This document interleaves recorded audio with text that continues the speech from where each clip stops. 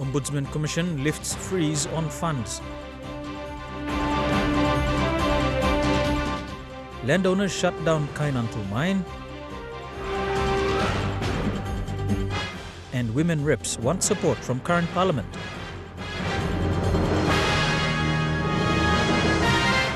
This is National EMTV News with Mary Bartolo. A very good evening. Thank you for joining us for Thursday's news. Women representatives want the 111 MPs in Parliament to advocate for stronger pathways in supporting women come the 2022 national elections.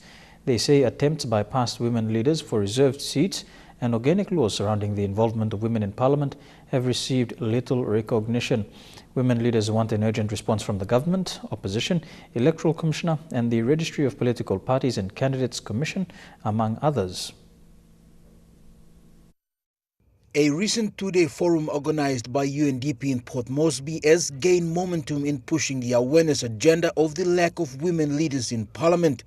Women say there is support, but help is still needed. The times have changed. People are voting for women. The issue here is that in every election, we have struggles to get women into Parliament. Cassie Sawong, a candidate in the 2017 national elections for the Rye Coast open seat in Medang, says more work needs to be done if PNG wants to see a fair representation in the 2022 national elections.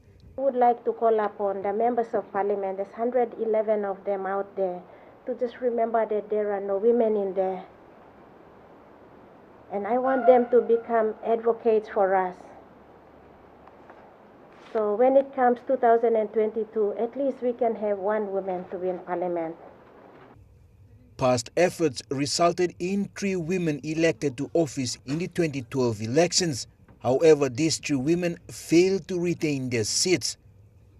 Women feel the government must channel proper legislation and support mechanisms before the next elections.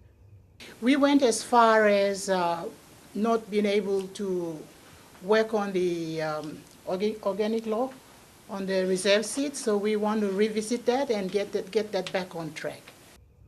More forums are expected in coming months around the country as women gather their thoughts and draft plans only for one agenda: to have women in Parliament in 2022. UN Resident Coordinator Roy Trivedi says relevant support will be provided. And we will continue to support it because worldwide we know where parliaments have real representation from all members of society, that leads to better decision making and it leads to better outcomes. And that's why it's such an important moment in our country's history to be able to sort out how we're going to move forward on this issue of having no representation of women in the current parliament. Jack Lapave Jr., National EMTV News. Simbu Governor Michael Dua says current levels of basic government services will be supported and improved. Governor Dua said with the critical economic situation of the country, his government will do its best to enhance basic services delivered by former Governor Noah Cool.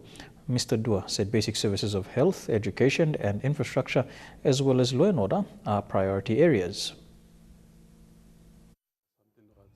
The first-time governor told MTV News development is hard to achieve when leaders talk about big impact projects. The Simbu governor says many of the services are already in place but need better support for people to benefit in their communities. Like time we total impact something. Plan time we like some money working come up. Millions semlus. So we like basics.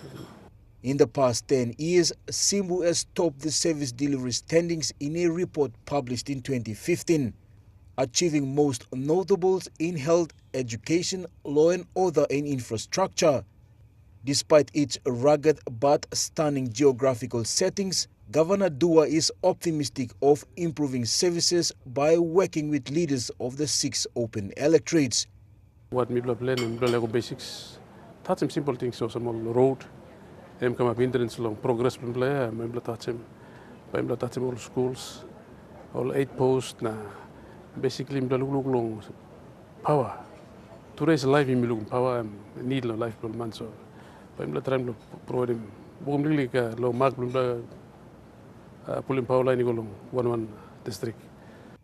As a former public servant in the education department, Governor Dua is critical in moving Simbu forward from where former Governor Noah Cool has left off.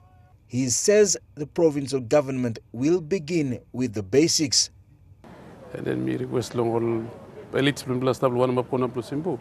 All work one map area I got area belong. All help me open, to open. So all can put input, help me plus so that me get the resource more funds so all our resource long. Developing province plan. Simbu province says borders with Diwaka, Eastern Highlands, Medang, Southern and Western Highlands. Jack Lopave Jr. National EMTV News. Elected MPs from West New Britain Province were sworn in as members of the Provincial Assembly recently. Speaking at the ceremony, Governor Sasindran Muthuvel urged public servants to maintain the good performance so that people benefit from services provided by government. The ceremony started with a reception at the Hoskins Airport. The welcome reception included senior members of the West New Britain Provincial Government, private sector singing groups and the public. West New Britain Governor Sasindran Muthuvel and Thalassia MP Francis Maneke were given a traditional pass-through at the tarmac. From the airport, it was straight to the provincial headquarters for the swearing-in ceremony, with both leaders pledging to serve the post. Do promise and declare my loyalty and that I will well and truly serve this provincial government and the people of West New Britain. Of West New Britain as member of Thalassia Open electorate in the Provincial Assembly. In his opening remarks, Governor Muthuvel gave his reassurance for the continuation of services not only in urban but rural areas of West New Britain as well. Mr. Muthuvel says public servants will be at the forefront to deliver these services. The development and our progress into future will depend entirely on what we do and how we do them today. Governor Muthuvel will serve for the second term with Kendrian Gloucester MP Joseph Lelang, while Thalassia MP Francis Maneke will serve his first term.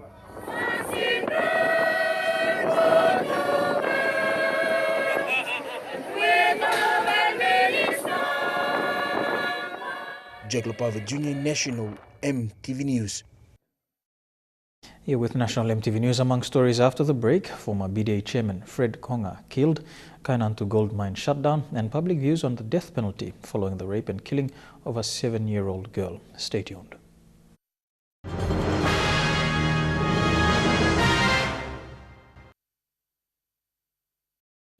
Welcome back to National EMTV News. Police in Port Moresby are investigating the death of former chairman of Border Development Authority, Fred Konga. Police believe Mr. Konga was gunned down near the Waigani Tunnel in the early hours of this morning. In a media brief, NCD Metropolitan Superintendent Ben Turi said they are yet to establish the motive behind his death. However, the incident has been described as a rare style of killing in the country. Landowners have shut down the Kainantu gold mine in Eastern Highlands province. There have also been reports that vehicles burnt and staff have been harassed. Chief Executive of the Mineral Resource Authority, Philip Summer, who was on his way to Kainantu this morning for landowner negotiations, had to turn back after receiving reports. Police have since been deployed to the mine site. This morning, it's understood landowners descended on the mine site and closed off underground access. Reports that reached the senior MRA team that was headed for Kainantu this morning said vehicles had been burned and some staff harassed.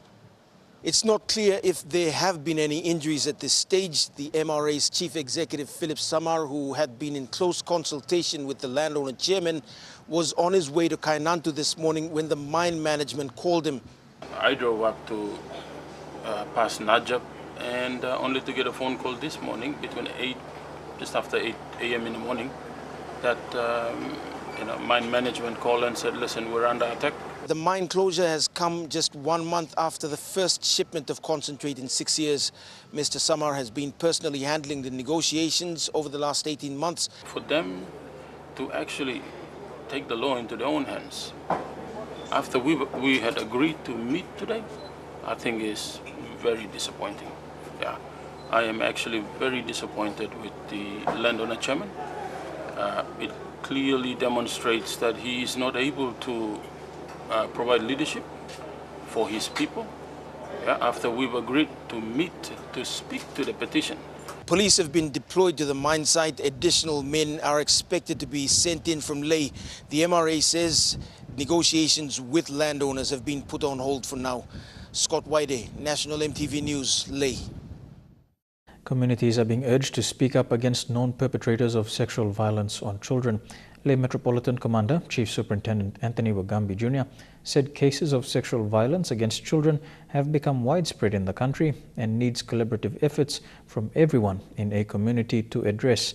In Lae, such cases have increased. Most victims are aged 16 years and younger. Sergeant Mary Wata, officer in charge of the Lae Metropolitan Sexual Offence Squad, indicated most perpetrators are people known to the victim. The crime of sexual violence against children is a widespread issue. More cases are being reported, but not all. In Lae, the cases received are of children mostly below the ages of 12. Sergeant Mary Wata and Senior Constable Michelle Sibong are officers with the Lae Metro Sexual Offence Squad. Both have seen a number of cases involving children as young as 1. We have received a lot of cases this year from January to August this year. Most reported cases are sexual penetration of children under the age of 16 and 12. Perpetrators in most cases are known to the victims. In 2015, the body of a 7-year-old boy was found near the Bumbu River in Istaraka. He had been stabbed and suffocated. Last year, a Ford student was brutally raped and murdered. Her body was found along the Makam River. For most of our cases here, we usually charge them and they go before the court. Although cases are being reported, more awareness needs to be done. Abusing children under the age of 16 and 12, it's a crime. It's against the law. So people must know this and they must understand this and report the matter. Lae Metropolitan Commander Chief Superintendent Anthony Wagambi Jr. said joint efforts are needed to address this problem. It's something which is quite prevalent in most communities, so we need to address this as a community. Communities are urged to speak out if they know of perpetrators. We encourage people to speak up more, victims especially to speak up more, and the relatives. So it's more or less people. You have to carry out more awareness, and tell people that what is happening to them is not right. Lucy Kopana, National EMTV News, Lae. Members of the general public in Lae City have given their views about imposing the death penalty on child rapists and murderers. This follows the call made by the father of Rose Kimberley, a 7-year-old schoolgirl who was raped and killed in New Ireland province last week. Julie Badui Owa reports. Some parents in Lae City said the Justice Department should impose tougher penalties to child rapists and murderers. This came after hearing the story of Rose Kimberley, a 7-year-old elementary student who was killed in Kavieng last week. Brenda John, a mother who was angered by the story, says the rapist and murderer should not live. Penalty belong also to must die one time. Because mama pilimpien lol pikinini karim so na stop na look na pikini badai na iko Nelson man bawa kalabus na comeback all to must die one time. Sa kayo line mi masutimo lo death penalty because time will stop it still can cause it. The Sexual Offence Squad in Lae says the number of child rape and murder cases are on the rise in the country. Furuyu One, a mother of 4 boys, says anyone is capable of committing this crime. One says mindset training can be a solution to prevent such crimes. Because time we play mindset training, me looking mosem planti pikinini only walk long senis. 2 community leaders from Bulolo district who came into Lae for business runs support the idea of death penalty suggested by Kimberley's father. Pikini blue me emol garage and pikini me atolo karim longan. Na time man review na kilimosem ating good play me to ngamolo pasim lo kilimol kain manosem. Lo pikini human rights must come strong. No say the give him heavy lo pikini all must go sentence. All must go penalty so that all must look away low make it work long. Julie Badui Owa, National MTV News, Leh. Investigations are underway to determine the cause of Sunday's fire, which burnt down 15 homes and damaged 6, and on Tuesday, where 3 homes were lost at Hanwabada. Waigani Fire Service was the first to respond to both fires, and Station Commander, Superintendent Arifia Farapo, explained how the fire was able to claim so many homes. 69-year-old Bella Henny's home was the first to go alight on Tuesday morning this week. Bella is a former public servant, a widow and a mother of 5, with 15 grandchildren and 3 great-grandchildren. On Monday morning, just about daybreak, the fire started in one of the bedrooms. And what amazes me is it's only the flames that came out from a bag of clothes. Fortunately, my eldest daughter alerted the family, so everyone woke up, and one of my grandsons managed to contain the flames. But what I don't understand is 24 hours later, the next morning, it seemed that the fire that caused the accident happened exactly the same time, but in another bedroom, in my bedroom. At this stage, I do not know how and what happened. The 3 families whose house went up in flames on Tuesday now join the 15 other families who are attending wherever they can. We are service providers. Superintendent Arifea Farapo says that on Sunday the winds was not on their side, while on Tuesday they had managed to contain the fire. He also added that due to the fire hydrants not initially having flowing water, made it impossible to continue putting out the fire when their tanks were empty. On arrival, the fire was already on the third house. Now, our guys went into action and set up a defensive and offensive lines. Unfortunately, they ran out of water. When they ran out of water, they tried to source nearby hydrant. There was no water coming through that area. While they were in response, they requested for backup, so we dispatched Boroko. And Waigani was on standby. And when Boroko arrived, the similar thing, they fought, battled the fire, but because we had the strong southeasterly winds, the fire spread so quickly. Superintendent Farapo added that the fire's origins have been identified for both fires. The cause of the fire has not been established yet. I think the point of origin has been established, but the cause has not been determined yet. That's for the first fire, including the second fire. Investigations are currently underway by the fire investigation team to determine the cause of the fires. Adelaide Xerox Curry, National MTV News.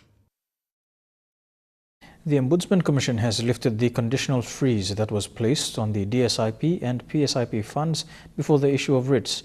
Chief Ombudsman made the announcement this afternoon. However, this will only apply to districts and provinces with MPs who have retained their seats.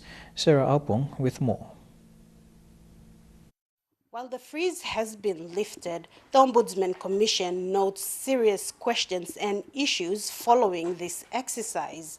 They note that nearly 700 million kina worth of development funds were kept in the accounts until the start of the elections. They also note that over 175 million kina worth of spending spree was done 1 month before the freeze was placed on the accounts, and they saw that 25 million kina worth of claims were refused during the freeze because they did not follow proper procedures. The Commission establishes any acts of defiance to the direction. The Commission will not hesitate to prosecute. The Ombudsman Commission found that a majority of the development funds did not operate out of a standalone account, which made it difficult to monitor. These funds have been mixed with the operational funds. Therefore, it created a lot of confusion. So it is now upon the finance department to give direction to the provinces and the districts to maintain all project funds in the project accounts. So that when we give directions, it makes it easier so we know which funds we will monitor. For now, like Ombudsman has said, prior to our directions, they have moved the project funds into the operating accounts where they normally would have, draw anytime. So that created a lot of confusion.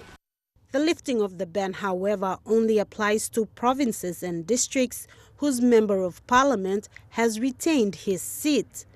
Returning MPs will not come to us as of tomorrow. The clearance, as we lift the direction, they can go straight, they can do their business as normal. But those new MPs, they will have to get the house in order. Getting the house in order is like they might want to, whatever they do as compliance to the requirements under the District Development Authority, getting the DDA and CEO and the members in order, and then how they want to spend. That's why we are varying it in a sense that they will be lifted, fully lifted. All the accounts will be fully lifted by 6th of September. The Ombudsman Commission say they are confident that they have saved over 330 million kina worth of public funds through this conditional freeze. It is their recommendation to the Finance Department and the Department of Implementation and Rural Development that such freeze should be placed on development funds in the future, and that all DSIP and PSIP funds must be kept in separate accounts. Sarah Aupong, National EMTV News. And now a look at the finance news. The kina closed unchanged at $0.3145 US in the interbank market. At Bank South Pacific, your kina was buying $0.307 US, $0.384 Australian dollars, $0.256 euro, and 33.09 Japanese yen. Looking at commodity prices at near close, gold closed higher, while coffee, cocoa, and copra closed the day lower. Palm oil closed higher, while crude oil and copper closed the day lower.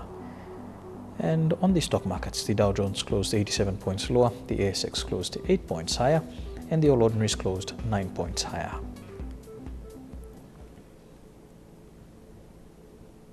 Here with National EMTV News, stories making headlines overseas. When we come back, stay tuned.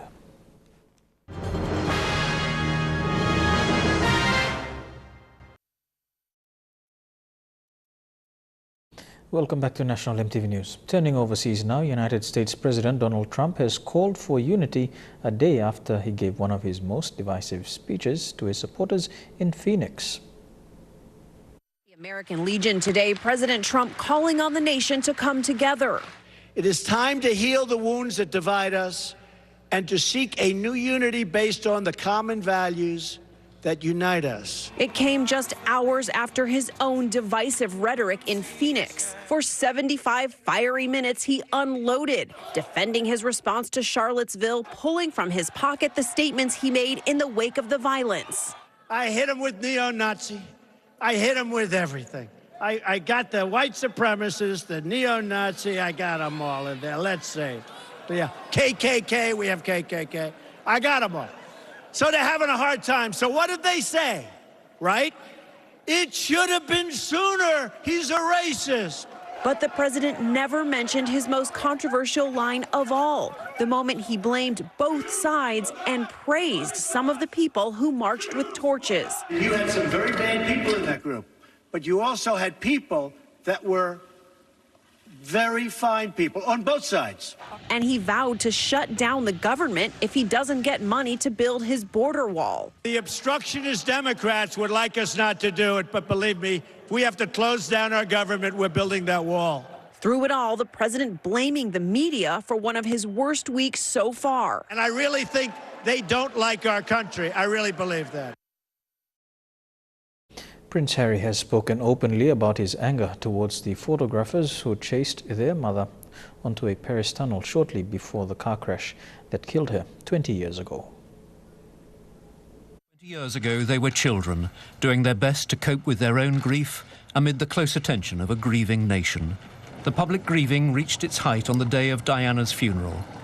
And they start walking down the road. William and Harry were determined not to show their emotions. More than anything else, they wanted to honour their mother's memory. When you have something so traumatic as the death of your mother when you're 15, as very sadly many people have experienced, and no one wants to experience, it leaves you, it'll either make or break you. And I wouldn't let it break me. I wanted it to make me. I wanted her to be proud. In the years since Diana's death, her sons have taken up many of the causes she championed. The pain may have softened, but in Harry's case, there is still anger towards the French photographers who pursued Diana's speeding car into the Alma tunnel in Paris. I think one of the hardest things to come to terms with is the fact that the people that chased her into the tunnel were the same people that were taking photographs of her while she was still dying on the back seat of the car. 20 years have passed. There's a generation now with no direct memory of these events. But for many, it remains a week in Britain's recent history which retains its emotional resonance. At least 30 people have been killed following an airstrike on a hotel on the outskirts of Yemen's capital, Sana'a. The attack on the hotel left another ruin in a devastated country and dozens more dead. It will also be seized on by those who believe the Saudi-led coalition selects its targets without regard for civilian lives. Safeguarding non-combatants is the legal obligation of any belligerent in a war. The current conflict in Yemen started in March 2015 when a coalition led by Saudi Arabia intervened in a civil war. The declared aim was to restore the internationally recognized government. It had been thrown out of Sana'a, the capital, by an alliance of Houthis, a powerful family from the north, and forces loyal to Ali Abdullah Saleh, the former president. He once said that governing Yemen was like dancing on the heads of snakes. But the Saudi move was also a message to Iran, its rival across the Gulf, to keep out of its backyard. The Iranians have given some help to the Houthis, though most likely less than the Saudis claimed. All sides in the war have contributed to the disaster in Yemen. War crimes, the UN has said, have happened with alarming frequency. This week in the capital, Sana'a, tension has been rising. The ruling alliance between the Houthis and former President Saleh is fracturing. Both sides are preparing for big rallies tomorrow. A new intensification of the war will only deepen Yemen's man-made disaster. Here with National EMTV News, tickets are selling fast for the Rugby League World Cup. That story, among others, in Trukai Sports. We come back.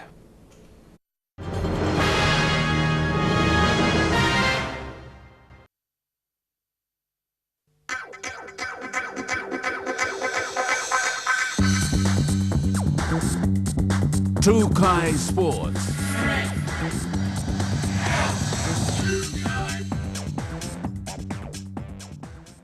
Welcome to Trukai Sports. The Rugby League World Cup tickets are selling fast in the nation's capital.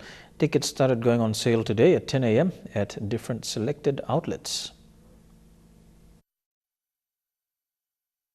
People started gathering outside the different ticket outlets as early as 9 a.m. this morning. The lines got longer as time passed, with many people wanting to grab hold of their tickets. A group of young boys managed to purchase their tickets at 1 p.m. this afternoon after standing in line for 4 hours.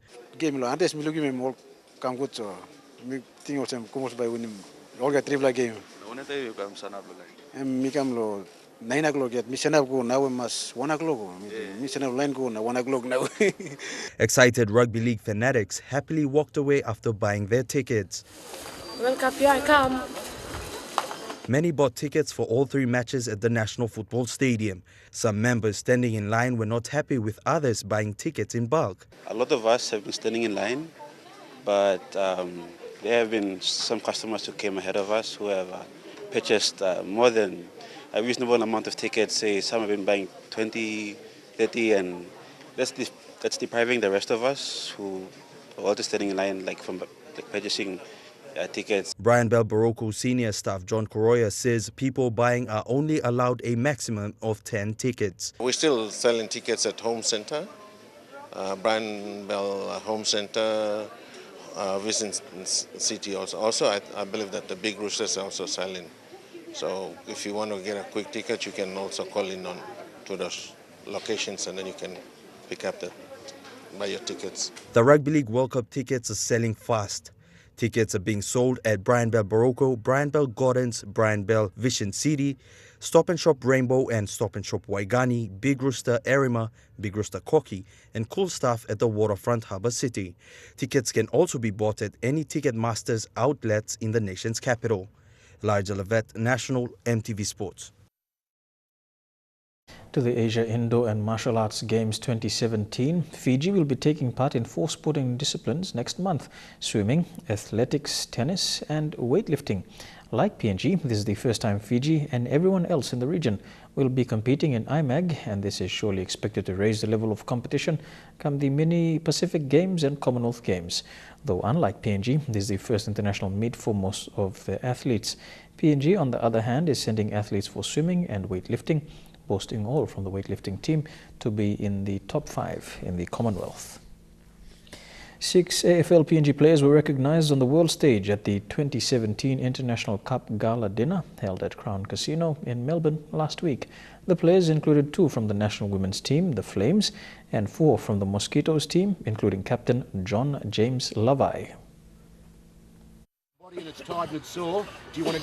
Having a fair share of the International Cup 2017, 6 elite players in the PNG AFL teams were selected to join the World Representative side in Melbourne last week. Not only were these players selected from the rest, also selected was head coach David Lake, who was always at the forefront of the Mosquitoes in the entire tournament. Lake was selected as the head coach of the World Representative side. From the 6 players scouted into the world side, making his way up first was captain of the 2017 Mosquitoes, John James Lavai, who played consecutively in all International Cup titles and selected onto the position of back flank. Greg Aki was named at back pocket after he showed consistent performances throughout all 5 matches. John Ikupu was staged centre half forward after coming across as a dominant force in the matches. Hewage Ase, the youngest of them all and only 16 years of age, was placed at the interchange for holding onto the ball despite the pushes and crushing from his opponents. 2 female counterparts from the PNG Flames were also scouted into the World Representative side. Elma Emil, selected at back pocket, was recognized for her versatility and all-rounder football skills. Her fellow Flames player Bridget Gua, named at the forward pocket, took the sport for her competitiveness and not giving up during the match. Meanwhile, Valerie Mai was presented with a goal kicker award on the night. Godwin Eki, National EMTV Sports. And Trukai Sports continues after the break. Stay tuned.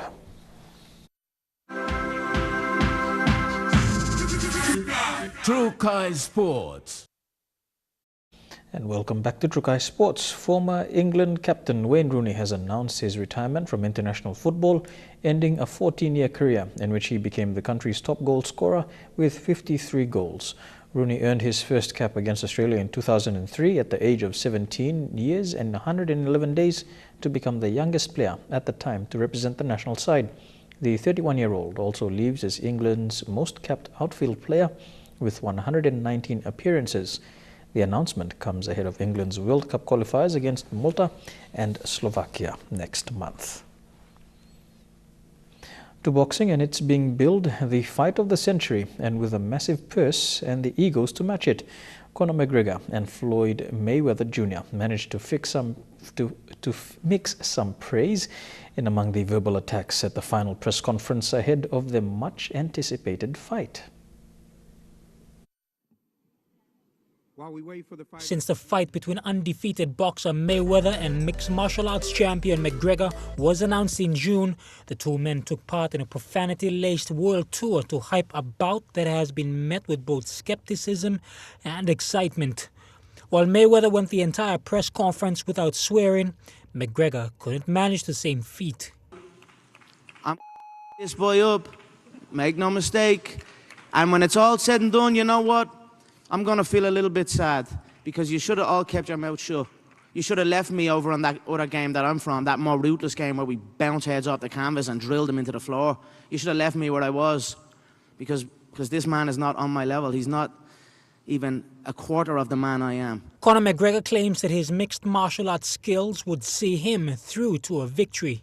I've taken the Marquess of Queensberry rules very seriously, and I will go out and I will perform. I'm not going to look to implement anything. I'm going to outbox this man at his own game. That's how skilled and how much of a different level I am to him.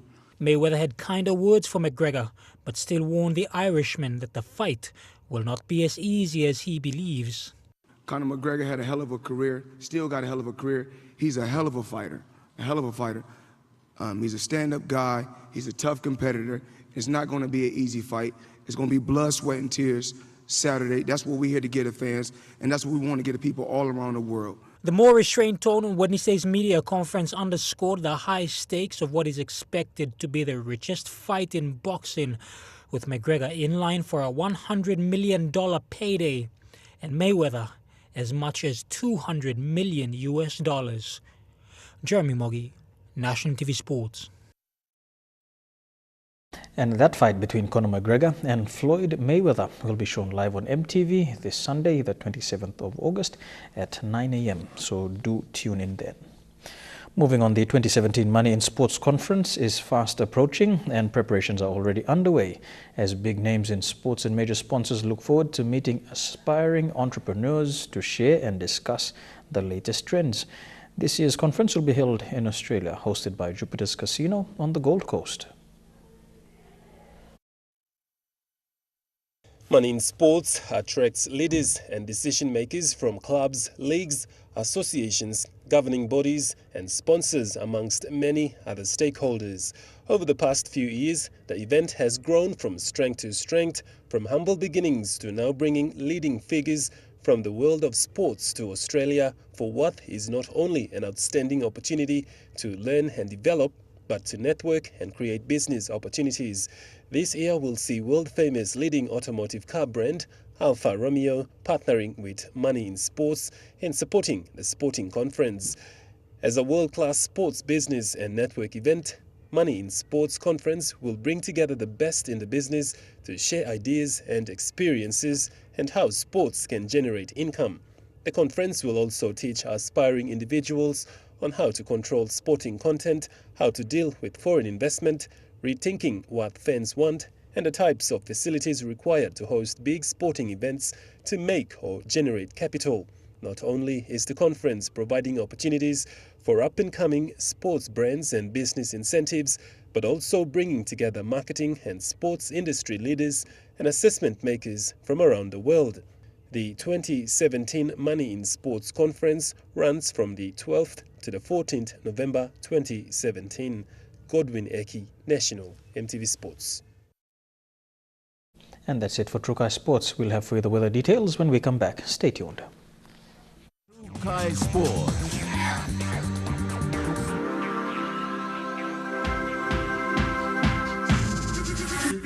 Trukai Sports. The weather details are proudly brought to you by Dulux Weather Shield. Worth doing with Dulux.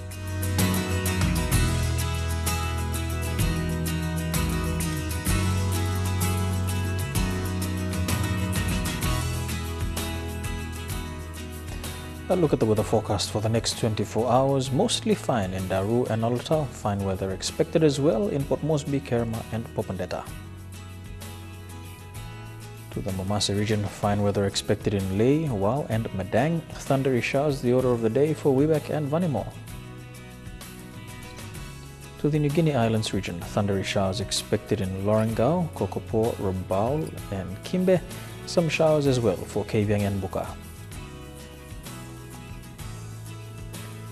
And in the Highlands region, Mount Hagen, partly cloudy. Light rain expected in Goroka, Kundiawa, Mendi and Wabeg, and all these centres can expect some morning fog developing as well.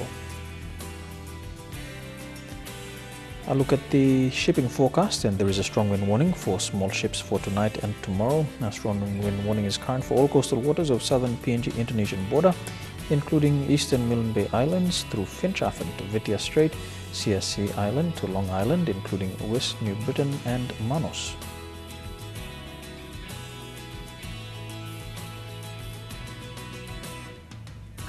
And waters of southern PNG Indonesian border through Torres Strait and Daru to Yule Island to Hood Point, sea 0.5 to 1.3 meters. Waters of Kiwai Island to Kerma, and with waters of Medang to Wewak to Aitape, Vanimo and the northern PNG Indonesian border, sea 0.5 to 1.5 meters. Waters of eastern and western Milne Bay Islands with waters of Samarai Island to Cape Vogel, Finschhafen, and with waters of East New Britain to New Island and Bougainville, seas 1.5 to 2 meters.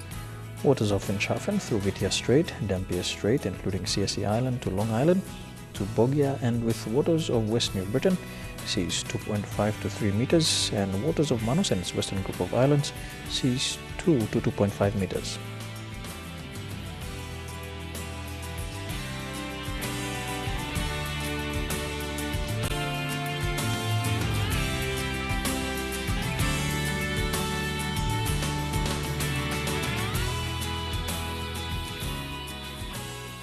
And a look at the ocean forecast for PNG areas for tonight and tomorrow. Coral Sea sees rough with southeasterly winds at 25 to 34 knots. Solomon Sea sees moderate to south with southeasterly winds at 15 to 25 knots. Bismarck Sea sees rough with southeasterly winds at 25 to 34 knots. And Pacific Ocean sees light east to southeasterly winds at 10 to 15 knots.